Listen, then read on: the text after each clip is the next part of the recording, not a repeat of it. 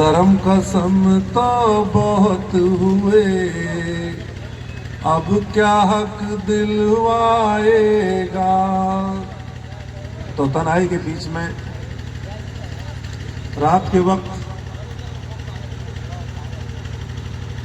ये लाइन हमने लिखी और मेरे साथ स्वर्ण प्रधान जी लेटे हुए थे, क्योंकि एक तन्हाई में दो ही आदमी रहते थे। सभी संगठन एक हुए और हक लेने की तैयारी की।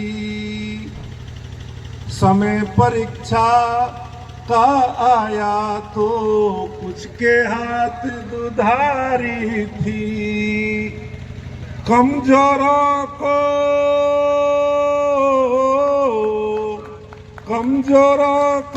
साथ में लेकर कभी जीत ना पाएगा।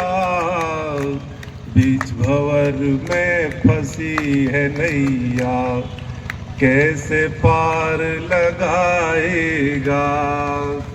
धर्म कसम तो बहुत हुए, अब क्या हक दिलवाएगा। बीच भंवर में फंसी है नैया, कैसे पार लगाएगा। शासन प्रशासन की अनीति मातृशक्ति मेरी झेल गई।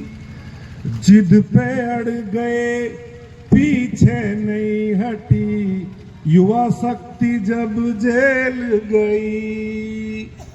अपना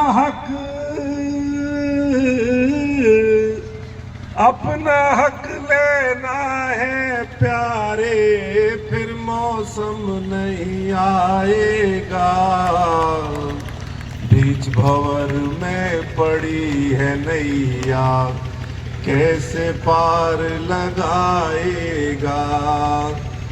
धर्म कसम तो बहुत हुए, अब क्या हक दिलवाएगा। बीच भंवर में फंसी है नैया, कैसे पार लगाएगा। कुछ खोया कुछ पाया हमने, कुछ हमको अच्छे लोग मिले। मेरे साथ में वो लोटे हुए थे स्वर्ण खलीफा, वो स्वर्ण प्रधान जी सो रहे थे, तो मेरे मन में वही आ गई, तो मैंने वही बस में जो है जोड़ दी।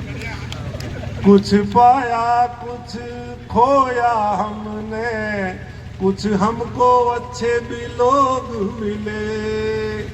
कुछ धर्म मिले कुछ कर्म मिले, और हमें कुछ के अच्छे योग मिले। जेल के अंदर बंद खलीफा तन्हाई में भी गाएगा। बीच भंवर में फंसी है नैया, कैसे पार लगाएगा। धर्म कसम तो बहुत हुए हैं, अब क्या हक दिलवाएगा। बीच भंवर में फंसी है नैया, कैसे पार लगाएगा। तो जी मैंने तो ऐसा है जो मेरे मन में आई मैंने वो बोली, जैसे मेरे भाव बने, जैसे माहौल बना। पर एक बात सच्चाई है, इसमें कोई दोहरा ही नहीं है, कुछ लोगों ने बड़ी जद्दोजहद करी और गौतम बुद्ध नगर की धरती को वो कमजोर होने से बचाने का काम किया। मैं उनका कायल हूँ, मैं उनको तहे दिल से धन्यवाद करता हूँ, और मैं अपनी मातृशक्ति का तहे दिल से धन्यवाद करता हूँ, गहराई से धन्यवाद करता हूँ, जिन्होंने विपरीत परिस्थिति में हार नहीं मानी। क्या बात है, इसमें कोई दो राय नहीं है। देखो जी, मैं तो योद्धा हूं, मैं लड़ सकता हूं नोएडा के लिए, ग्रेटर नोएडा के लिए, यमुना प्राधिकरण के लिए और एनटीपीसी के लिए। हमारी लड़ाई बिल्कुल जारी है, पीछे हटने का कोई मतलब नहीं। सोच समझ के, जैसे मेरी सभा निश्चित करती हो, सुनिश्चित करती हो, हम वैसे वैसे लड़ने को तैयार हैं। कोई पूर्वाग्रह से पीड़ित नहीं है। जो धुरंधर हो, जो समझदार हो, जो बलवान हो, जो ज्ञानवान हो, जो धनवान हो, मेरे समाज के लिए आगे आए और अपने समाज के लिए तन मन धन से इसलिए तैयार हो जाए क्योंकि अपना काम कराना है। इसको कमजोरी से बचाना है। कमजोरी एक अभिशाप है। बोला है यदि वीरोनुस्यात् अग्निविंधित मर्त। अगर वीर बनना चाहता है, अगर मृत्यु तक भी विजय प्राप्त करना चाहता है, हक तो दूर की बात है, तो पहले अपने अंदर अग्नि को धारण कर।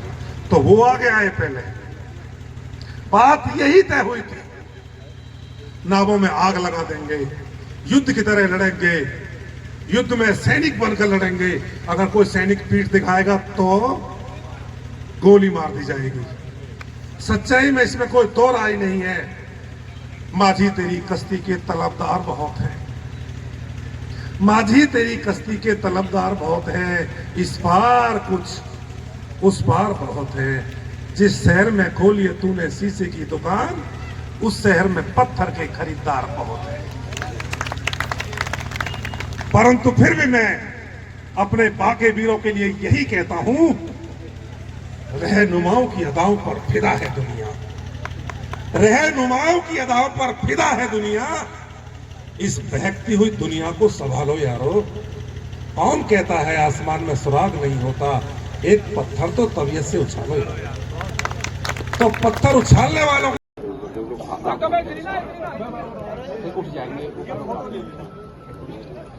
भाई एक बार जोरदार ताली बजाए, जोरदार ताली। किसान सभा के सम्मान में जोरदार ताली भाई, जोरदार ताली।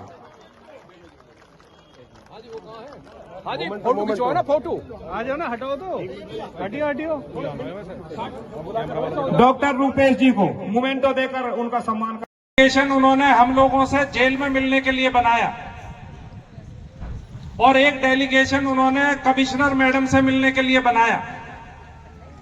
और इतना ही नहीं, जब हम जेल से वापस आ गए तो उन्होंने तुरंत राज्यपाल बाल्यान जी, जो उनके विधानमंडल दल के नेता हैं, उनके नेतृत्व में हम तीनों संगठन के साथी उनके साथ में गए और हमारी माननीय मुख्यमंत्री जी के साथ 45 मिनट वार्ता हुई।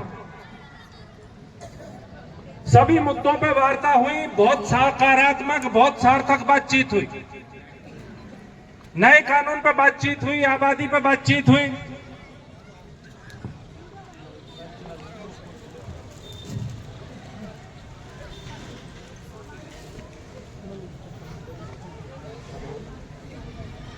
नए कानून पर बातचीत हुई, आबादियों पर बातचीत हुई। तो हम लोक दल के अपने नेताओं का, खासकर जयंत चौधरी जी का, जयंत चौधरी जी का बहुत ज्यादा हम जो धन्यवाद करते हैं कि उनकी तरफ से हमारी मदद में कोई कमी नहीं छोड़ी गई। इसके अलावा दूसरी बात जो मुझे आपसे कहनी है वो ये है कि जिस वक्त हमने संयुक्त किसान मोर्चा बनाया था तो इसमें कई संगठन हम लोगों ने शामिल किए थे और तथाकथित राष्ट्रीय नेता ने आकर के ये बात कही थी कि 41 दिन जिसमें दम हो जेल में रहने का, वही नेता कहलाने के लायक। मैं पूछना चाहता हूं उसी राष्ट्रीय अध्यक्ष से कि कहां गए आपके संगठन के लोग जब लोग जेल में जा रहे थे? आपके लोग खुले में घूम रहे थे। 4 तारीख में जब हमारे लोग आपके गलत कमिटमेंट पर रिहा होकर के 0 पॉइंट पर आए, आपके लोगों ने वीडियो जारी करके ये बात कही कि हम इस आंदोलन के साथ नहीं है। गद्दारी करके वो छोड़ करके गए। मैं पूछना चाहता हूं ऐसे नेताओं से, हमें उनसे कोई शिकायत नहीं है जो साथी डर गए। डरना कोई बुरी बात नहीं है। कई बार आदमी डर जाता, डरने को हम बुरा नहीं मानते, लेकिन जब आप गद्दारी करते हो, और यही वजह थी यही वजह थी कि पुलिस ने उस गद्दारी की वजह से आंदोलन को और जोर से कुचलने की कोशिश की और उसी समय हमारे 2 साथियों को 25 आदमियों के साथ सुखबीर खलीफा जी को और सोरेन प्रधान जी को 25 साथियों के साथ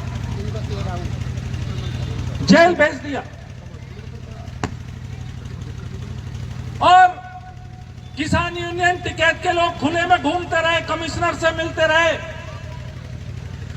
डीएम से मिलते रहे।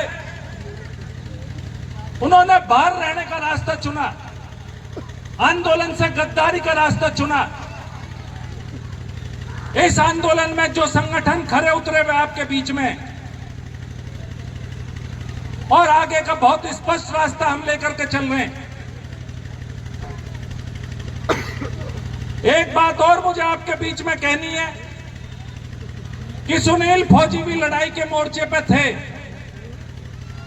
सुनील फौजी को 12 तारीख में इसी वजह से पुलिस ने गिरफ्तार किया कि वो लड़ाई के मोर्चे पे थे, वो समझौता नहीं कर रहे थे। गंगेश्वर दत्त शर्मा को 19 तारीख को इसलिए गिरफ्तार किया कि वो लड़ाई के मोर्चे पे थे और उनके राष्ट्रीय नेता ने आकर के 30 तारीख में, जब 26 तारीख से पहले हमारे लोग छूट गए, हमारे साथियों ने जब घोषणा कर दी कि हम जो है कलेक्ट्रेट का घेराव करेंगे 26 तारीख में, वकीलों ने हड़ताल कर दी। उसके दबाव में 24 तारीख में जब हमारे साथी छोड़ दिए गए, तब उन डरपोक लोगों ने वो पंचायत करी और उसमें भी वो खिलाफ बोले आंदोलन के। उनके नेता ने क्या कहा कि दलित प्रेरणा स्थल पे किसानों का जाने का जो कार्यक्रम था वो गलत था। 2 तारीख के दिल्ली कूच के प्रोग्राम में टिकैत के लोग शामिल थे, टिकैत का संगठन शामिल था। 3 तारीख के 3 दिसंबर की गिरफ्तारी में वो लोग शामिल थे। जेल के अंदर उन्होंने गलत कमिटमेंट किया, उनके नेता ने गलत कमिटमेंट किया। 4 तारीख में रिहाई हो गई, 4 में घोषणा कर दी, वीडियो जारी कर दी कि हम आंदोलन के साथ नहीं हैं।